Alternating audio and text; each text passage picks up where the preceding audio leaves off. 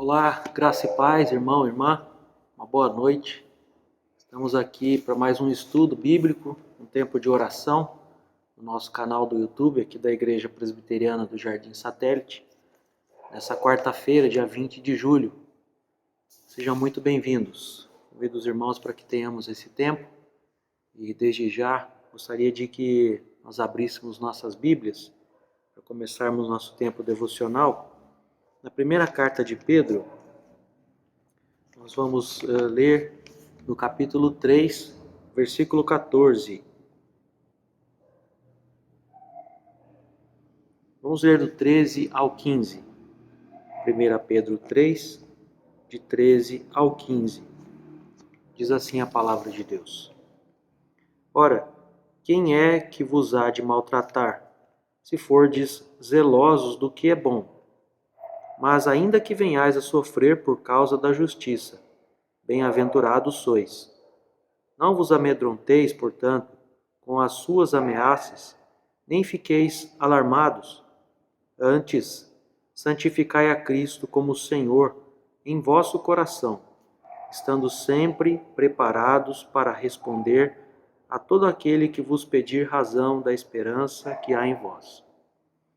Que nós possamos santificar o Senhor Jesus Cristo como o Senhor nos nossos corações, e assim estaremos preparados para dar resposta a todo aquele que nos pedir razão da nossa fé, e não ficaremos amedrontados com qualquer ameaça, com qualquer atitude triste ou atitude de maltrato que possam direcionar a nós por causa da justiça da palavra de Deus, por causa da fé que temos nele, por causa da pregação do Evangelho.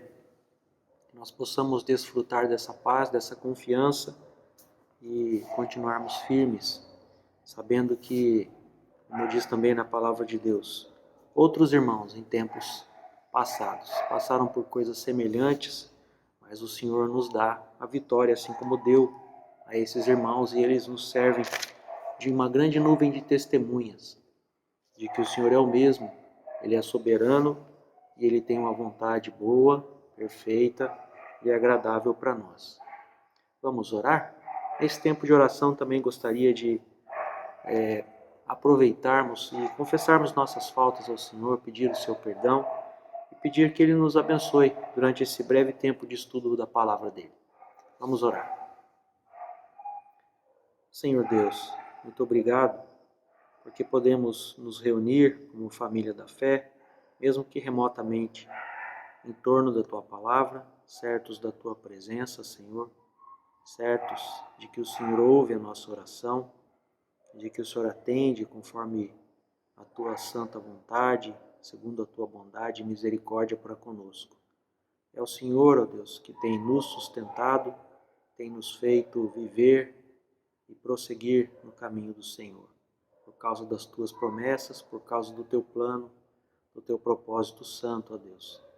Nós vimos agora, nesse instante, desfrutar da oração, pedir, ó Deus, que a Tua palavra se cumpra em nós e que nós possamos permanecer na fé, continuar confiando, santificando a Cristo como Senhor em nosso coração, para que, mesmo diante de situações desagradáveis, de pessoas que tentem nos maltratar, nos desprezar, tentem, ó Deus, nos humilhar, que possamos, ó Deus, permanecer firme na verdade que tem sido revelada ao nosso coração pelo Senhor, que nós possamos assim, ó Deus, estar preparados para dar resposta da esperança que é em nós, da esperança que temos em Ti, Senhor. E que assim esse testemunho sirva, ó Deus, para alcançar tantos outros que estão sem esperança, perdidos neste mundo mau, Senhor. Obrigado pela certeza, pela esperança que temos. E nesse instante também queremos Te pedir que o Senhor perdoe as nossas faltas, nossos pensamentos, palavras e atos, nossas omissões, quando nós temos errado o alvo da Tua santa e perfeita vontade, Senhor, para as nossas vidas. A Tua vontade que é boa, que é perfeita, que é agradável, mas muitas vezes até voluntariamente, com rebeldia, com desobediência, temos deixado de lado aquilo que sabemos que devemos fazer, e temos feito aquilo que nós achamos que é o melhor, e temos desagradado o Senhor, temos nos afastado de Ti, pecado contra Ti, ó Deus, e pedimos a Ti o perdão, que haja um arrependimento sincero, que haja, ó Deus, mudança de atitude no meu coração, no coração de cada irmão e irmã que ora comigo nesse instante. Limpa-nos de todo mal, Senhor, é isso que nós Te pedimos. Pedimos também que esse tempo de estudo seja abençoado por Ti, que sejamos mais edificados, mais fortalecidos, mais animados pela Tua palavra e pelas verdades aqui reveladas, ó Deus. Nós oramos agradecidos, em nome de Jesus. Amém. Muito bem, irmãos, nós já hoje chegando à terceira semana do mês de julho, nessa quarta-feira, temos estudado alguns aspectos de verdades essenciais da fé cristã. É um material preparado pelo Dr. Robert Sproul e nós temos nos baseado. São estudos muito profundos, mas também bem objetivos, bem práticos, que nos facilitam o entendimento, que nos abençoa, que nos fortalece. Eu convido você para que nós estudemos nesta oportunidade o tema A Perseverança dos Santos, ou a Segurança da Salvação. O que nós podemos aprender a partir da Palavra de Deus a respeito desse tema? Primeiro, já gostaria de comentar com os irmãos, né, que certamente a gente conhece pessoas que estiveram no nosso meio, no seio da nossa família, no nosso círculo de relacionamentos, que um dia estiveram entre nós, nas fileiras do Evangelho, né, às vezes até membro da sua igreja, da minha igreja, e pessoas que perderam a salvação. Será que perderam mesmo? É possível uma pessoa perder a salvação, irmão? O que você me diria? Será que é possível alguém, depois de ter conhecido a Cristo, de ter conhecido a sua palavra, deixar a fé, abandonar a Deus? Isso, tecnicamente ou teologicamente, se chama apostasia, que significa mesmo perder a fé ou abandonar a fé. Será que isso é um perigo real para mim e para você? Será que nós corremos esse risco? Vamos ver aqui algumas posições a esse respeito, diante dessa pergunta. O crente, o cristão, ele pode perder a sua salvação? A Igreja Católica, ela afirma que sim, que se uma pessoa, um cristão, ele cometer um pecado mortal, esse pecado vai matar a graça da justificação que essa pessoa recebeu, e assim, se ela morrer nesse pecado, sem se utilizar da penitência, de fato ela pode perder a salvação. Ou seja, se ela morre nesse estado de pecado, se ela não faz uso da penitência, se ela não é restaurada dessa maneira, o seu destino é o inferno. Sim, essa é a posição católica. Também temos alguns protestantes que afirmam, em grande parte, com base em alguns textos bíblicos e algumas histórias bíblicas, que sim também, que é possível sim o cristão perder a sua salvação. Um dos textos que essa linha de pensamento usa está lá em Hebreus 6. Convido você a abrir comigo Hebreus 6, capítulo 4. Aliás, Hebreus capítulo 6, versos 4 a 6. Hebreus 6, 4 a 6. Diz assim aqui a palavra de Deus. É impossível, pois, que aqueles que uma vez foram iluminados e provaram o dom celestial e se tornaram participantes do Espírito Santo e provaram a boa palavra de Deus e os poderes do mundo vindouro e caíram, sim, é impossível outra vez renová-los para arrependimento, visto que de novo estão crucificando para si mesmos o Filho de Deus e expondo-o à ignomínia, ou seja, à vergonha, ao vexame. Então, um dos textos, né, que essa linha de pensamento que afirma que é possível perder a salvação é se utilizando, se baseando nesse versículo, nesses 3 versículos aqui. Diz que aquele que experimentou todas essas coisas, que esteve no seio da igreja, os poderes os poderes vindouros, a palavra de Deus, participou do Espírito Santo, que essa pessoa que se cair, é impossível de novo restaurá-la para arrependimento. Esse é um dos textos. O outro é uma palavra de Paulo lá aos Coríntios, primeira carta de Paulo aos Coríntios, capítulo 9, verso 27. Convido você também a abrir lá. Primeira carta de Paulo aos Coríntios, capítulo 9, verso 27. Aqui a palavra de Deus, através de Paulo, falando do seu testemunho pessoal, Paulo diz assim: Mas esmurro o meu corpo e o reduzo à escravidão, para que, tendo pregado a outros, não venha eu mesmo a ser desqualificado.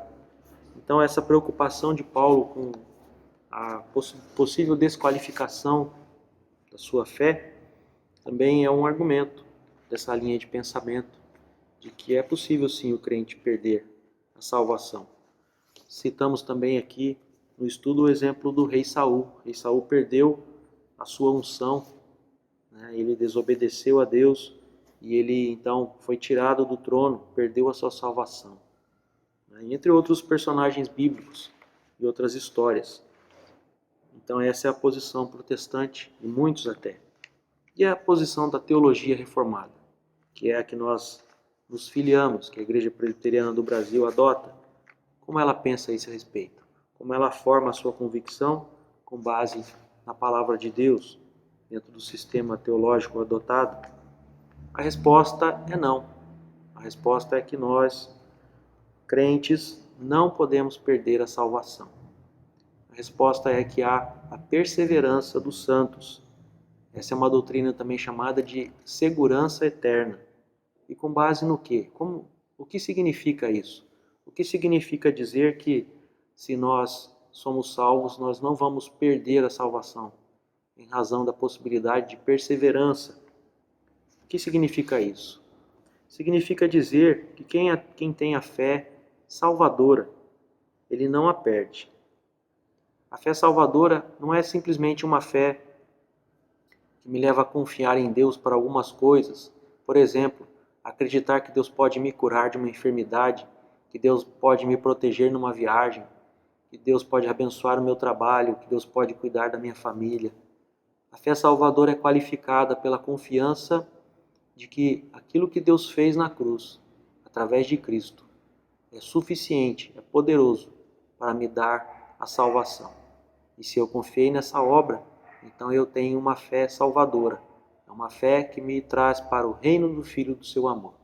Não é simplesmente uma crença no poder de Deus, de que Deus pode, de que Deus sendo Deus, Ele pode fazer isso, pode fazer aquilo. Mas é uma confiança específica, é uma fé única na obra suficiente de Cristo. Então, se eu tenho essa fé salvadora, eu não perco a salvação. Eu persevero. Então é a doutrina da perseverança dos santos. E quem cai da fé? É porque então nunca teve essa fé. E quem deixa de perseverar, e quem então comete a apostasia, é um apóstata, aquele que abandona a fé, é porque ele nunca, de verdade, efetivamente possuiu a fé salvadora. Então, nós podemos ver lá na primeira carta de João 2,19, o primeiro texto aqui que nos ajuda a entendermos desta forma. Primeira carta de João, no capítulo 2, verso 19. Você também pode acompanhar comigo. Diz assim a palavra de Deus aqui, 1 João 2,19. Eles saíram do nosso meio, entretanto, não eram dos nossos, porque se tivessem sido dos nossos, teriam permanecido conosco. Todavia, eles se foram para que ficasse manifesto que nenhum deles é dos nossos. Então aqui tem uma afirmação, uma definição, a razão de por que aqueles que saem do nosso meio, aqueles que abandonam a fé, por que eles fazem assim? É porque, de fato, eles nunca foram dos nossos. Ninguém que tenha sido alcançado pela regeneração, pela obra perfeita e suficiente de Deus em Cristo, jamais pode abandonar a fé. Se abandona, é porque realmente nunca teve essa salvação, nunca esteve de fato dentro do povo de Deus. Então, o finalzinho do versículo, né? Eles se foram para que ficasse manifesto que nenhum deles é dos nossos. Nós conhecemos casos de gente que se aproxima da igreja, que até se torna membro, e muitas vezes o que assusta ainda mais, gente da liderança, pastores, missionários, presbíteros, gente que esteve à frente, gente que liderou, gente que era referência de fé, né? E que muitas coisas fazia e que enchia até o nosso coração de alegria de ver, né? Nossa, que bênção aquele irmão, aquela irmã.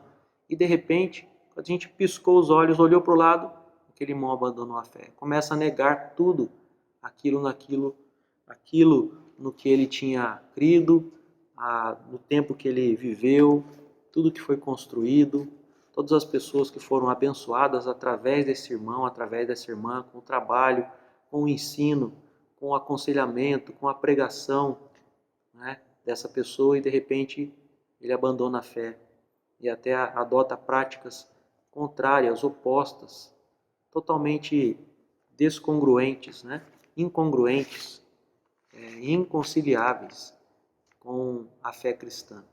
Não é? Isso acontece. E nós conhecemos casos assim, pessoas que na verdade se convertem porque eles se convertem à igreja ou estão ali por alguma coisa, algum benefício que elas perceberam poder obter estando no meio, né, nesse ambiente cristão. Certamente nós sabemos de casos assim. São pessoas que realmente não tiveram uma conversão verdadeira. Lucas 8:58, aliás, 8, de 5 a 8, vamos ver o que o Senhor Jesus nos ensina. Evangelho de Lucas, capítulo 8,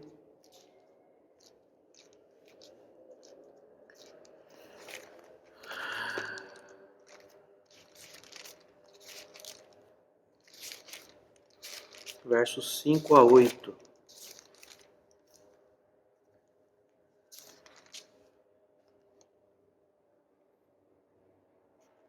Aqui temos a parábola do semeador.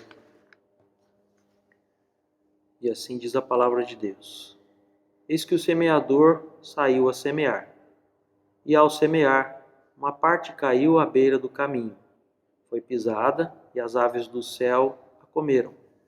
Outra caiu sobre a pedra e, tendo crescido, secou por falta de umidade. Outra caiu no meio dos espinhos, e estes, ao crescerem com ela, a sufocaram. Outra, afinal, caiu em boa terra, cresceu e produziu a 100 por 1. Dizendo isto, clamou Jesus. Quem tem ouvidos para ouvir, ouça. O que nós podemos perceber aqui nessa parábola é a realidade de pessoas que a princípio creram e depois fracassaram. Ou então, pessoas que, de outra maneira, pode ser entendido, pessoas que creram, que tinham fé, uma fé falsa, uma fé que não se sustentou, que não permaneceu. Então, de fato, o que nós também podemos ver aqui é que há sim, a única fé verdadeira é aquela fé que cai em boa terra, que produz frutos de obediência. Ali o Senhor Jesus diz, né? Essas são aquelas que caíram numa terra boa e que de bom e reto coração ouvem a palavra de Deus. E ela produz o seu fruto. De certo, um coração assim só é possível permanecer na fé porque foi antes regenerado. No estudo da semana passada nós vimos, quando falamos do novo nascimento, de um novo nascimento que é possível apenas quando Deus regenera alguém, antes de que essa pessoa possa vir a crer. Então nós, depois de regenerados, vimos a crer, somos justificados, depois então nós somos passamos pelo processo de santificação até chegarmos na glorificação, na glória com o Senhor Jesus. Então, o nascer de novo é essencial, e quem é nascido de novo, ele vai perseverar. Tem uma afirmação que diz, né? Se eu sou salvo para sempre. E se eu sou salvo, eu vou perseverar. Não é que eu devo perseverar. Deus, Ele garante o processo e o resultado. Nós não dependemos das nossas próprias forças. Nós precisamos sim atuar, precisamos crer, precisamos exercer a nossa fé, precisamos lutar para sermos santificados, mas dependemos de Deus. A preocupação de Paulo ali, naquele texto de Coríntios, é de que ele não queria perder a fé, de que ele estava se esforçando naquilo que dependia dele, né, para não ser desqualificado. E é assim que nós sentimos também. Certamente nós não vamos nos colocar naquela posição de pensar de que, bom, se já sou salvo, para que eu vou me preocupar? Da mão do Pai ninguém pode me arrebatar mesmo. Eu vou viver minha vida relaxadamente, não vou me esforçar, vou deixar o barco correr, né? Vou viver como o mundo, ou vou viver com os pés, um em cada canoa. Nós não vamos nos satisfazer assim. Para aqueles que foram chamados para a fé, eles não estão satisfeitos, não estamos satisfeitos. Nós não andamos de uma maneira agradável, ou pelo menos tentando viver uma vida que agrada a Deus, em gratidão, em louvor, em reconhecimento e também em proclamação, porque queremos ver os nossos entes queridos, os nossos amigos, conhecendo o mesmo Salvador. Tentamos viver o mais próximo possível da sua vontade para que isso aconteça. Então nós vemos que não há possibilidade de um crente verdadeiro, genuíno, perder a sua fé. E se alguém perde a fé porque não tinha essa fé verdadeira, não era realmente um convertido, não era um regenerado. Então nós teremos, além dessa certeza, mais 3 coisas importantes a esse respeito. Primeiro, que nós já vimos que Deus é que nos sustenta. Nós somos sustentados, como diz lá Filipenses 1:6, porque Deus, Ele termina o que Ele começa. Filipenses capítulo 1, verso 6.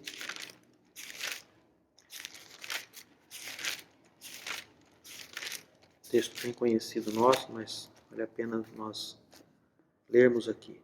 A afirmação de Paulo de que estou plenamente certo de que aquele que começou boa obra em vós há de completá-la até o dia de Cristo Jesus. Deus começou e Deus vai terminar essa obra. Os propósitos de Deus na eleição, eles não serão frustrados. Outro texto, passagem também muito conhecida, carta de Paulo aos Romanos, capítulo 8, verso 30, depois o verso 39. Romanos 8, 30. E aos que predestinou, a esses também chamou. E aos que chamou, a esses também justificou. E aos que justificou, a esses também glorificou. Na eternidade passada, está aqui nos verbos no passado. Deus predestinou, e a esses que predestinou, Ele já chamou. E aos que chamou, a esses também justificou. E aos que justificou, a esses também glorificou. A obra está completa, está realizada, e nós hoje desfrutamos dela. Embora nós tenhamos a esperança da glorificação, porque cremos, temos a certeza da salvação. Aqui a palavra de Deus nos revela que tudo isso já está consumado. Deus fez tudo isso na eternidade passada, e essa é a nossa garantia da nossa eleição. O verso 39 desse mesmo capítulo também nos diz: nem a altura, nem a profundidade, nem qualquer outra criatura poderá separar-nos do amor de Deus que está em Cristo Jesus, nosso Senhor. Nada, né, irmãos? Nada pode nos separar do amor de Deus que está em Cristo Jesus. Esta é a nossa confiança, é a nossa segurança, e que nós somos do Senhor e somos feitura dele. Deus também nos dá um selo, uma garantia. Deus como que antecipa o pagamento de um resgate de uma transação no futuro, quando Ele nos dá o selo do Espírito Santo, é a garantia, é o penhor da nossa herança, como diz Paulo, né? E essa garantia é um selo que não apaga, né? Ele é indelével, como se diz, né? Como eu disse, é um pagamento antecipado, é a garantia que nós temos. Finalmente, irmãos, além dessa garantia, nós também temos a confiança de que a obra sacerdotal de Cristo, Ele nos garante. É uma intercessão constante, é um acompanhamento, é um direcionamento que o Senhor Jesus faz pelos seus, por aqueles que o Pai o entregou. Nós podemos até chegar a cair, podemos pecar, podemos nos afastar temporariamente. Um irmão pode cair, se afastar, escandalizar, mas isso nunca vai ser definitivo. Jesus, lá no Evangelho de João, no capítulo 17, na sua oração sacerdotal, nós podemos ler a partir do verso 12, que eu gostaria que os irmãos também acompanhassem. João 17, a partir do verso 12, diz assim, o Senhor Jesus orando: quando eu estava com eles, guardava-os no teu nome que me deste, e protegi-os, e nenhum deles se perdeu, exceto o filho da perdição, para que se cumprisse a Escritura. Mas agora vou para junto de ti, e isto falo no mundo, para que eles tenham o meu gozo completo em si mesmos. Eu lhes tenho dado a tua palavra, e o mundo os odiou, porque eles não são do mundo, como também eu não sou. Não peço que os tires do mundo, e sim que os guardes do mal. Eles não são do mundo, como também eu não sou. Santifica-os na verdade. A tua palavra é a verdade. Assim como tu me enviaste ao mundo, também eu os enviei ao mundo. E a favor deles eu me santifico a mim mesmo, para que eles também sejam santificados na verdade. Não rogo somente por estes, mas também por aqueles que vierem a crer em mim, por intermédio da sua palavra. Irmãos, que oração! Só mesmo um Salvador maravilhoso, que é o Senhor Jesus que nós temos, que deu sua vida por nós, que ainda intercede por nós, que nos conduz sacerdotalmente, que nos conduz como bom pastor, que pode interceder não só por aqueles que creram naquele tempo, mas também por nós que vimos a crer por intermédio da sua palavra. Que segurança, irmãos, como diz aquele hino, sou de Jesus. Que alegria, que privilégio. Deus garante a salvação porque Ele nos chamou, Ele nos regenerou e Deus não erra.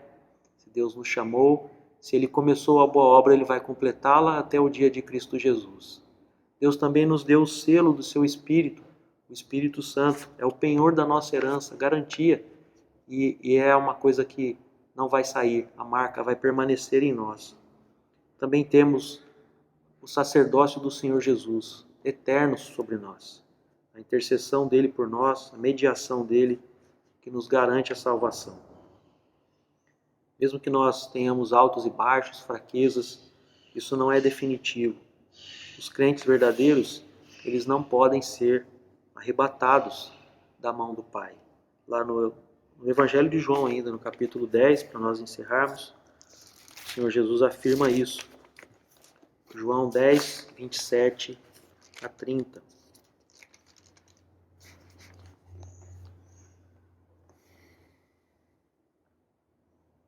As minhas ovelhas ouvem a minha voz, eu as conheço e elas me seguem. Eu lhes dou a vida eterna. Jamais perecerão e ninguém as arrebatará da minha mão.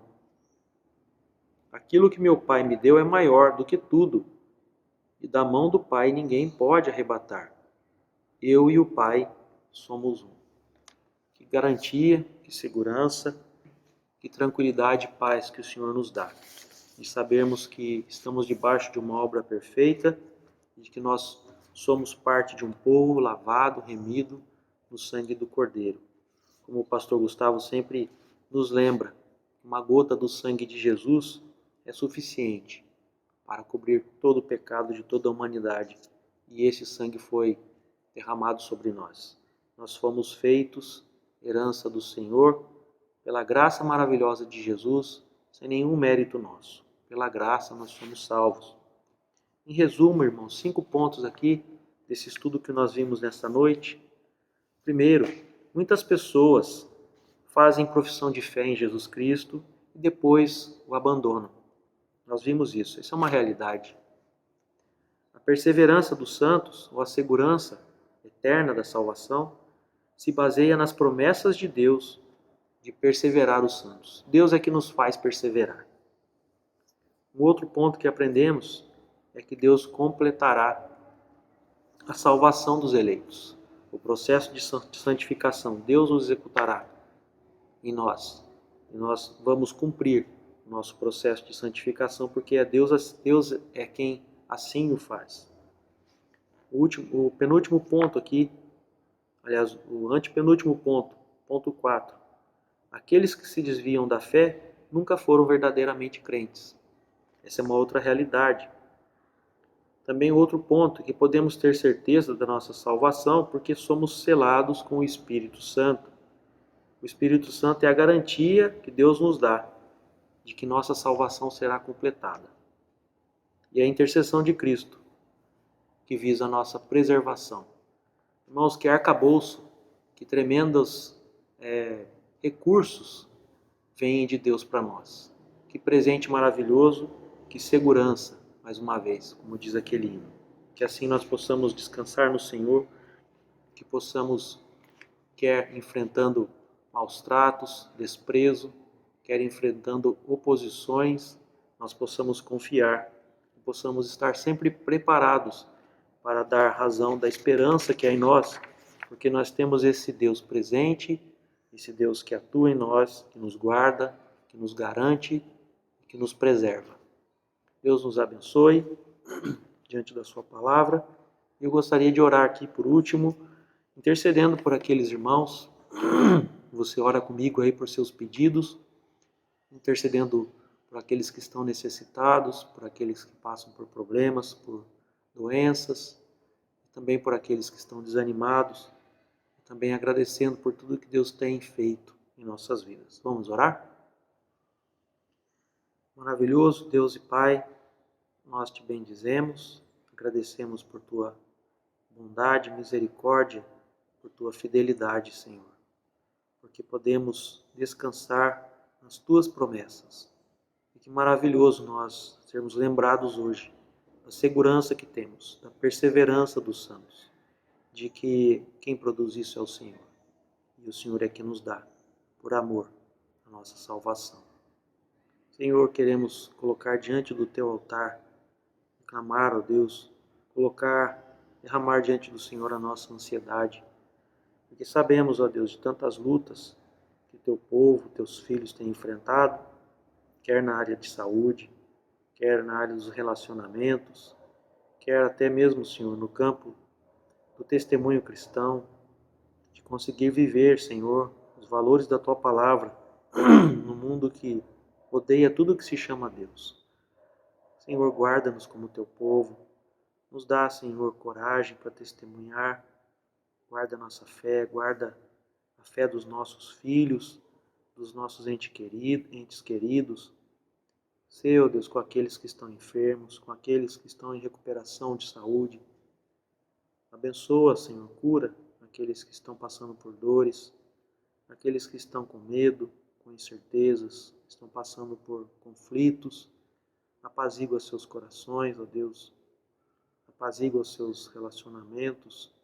Que, ó Deus, a aplicação da tua palavra em nossas vidas possa fazer toda a diferença, Senhor. Possa fazer-nos prevalecer em paz, em confiança e, ó Deus, ficarmos firmes com o Senhor. Abençoa a nossa igreja, o nosso pastor, o conselho da igreja, os diáconos, toda a liderança, Senhor. Te agradecemos por esse período de escola bíblica de férias que tivemos na semana passada. Que o Senhor abençoe a cada família aqui que trouxe seus filhos, a cada criança que esteve aqui. Que, ó Deus, a semente da tua palavra possa produzir os frutos que o Senhor mesmo determinou na eternidade, na vida dessas crianças, Senhor, que eles possam vir a crer e proclamar o nome do Senhor, que eles possam ser instrumentos do Senhor aqui na terra, ó Deus. Abençoa-nos desta maneira, nós te pedimos, te agradecemos por tudo, com perdão dos nossos pecados, em nome de Jesus. Amém. Uma boa noite, irmãos, Deus os abençoe e até a próxima semana.